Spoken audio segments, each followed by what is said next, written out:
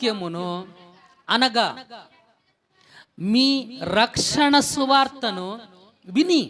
గమనించండి, ఇక్కడ చెప్తున్నాడు, ప్రాసెస్ చెప్తా ఉంటున్నాడు. ఏ వ్యక్తి కూడాను సువార్తను వినకుండా రక్షణలోనికి రాలేడు. యేసుక్రీస్తు స్వస్థపరుస్తాడు అన్నది సువార్త కాదు.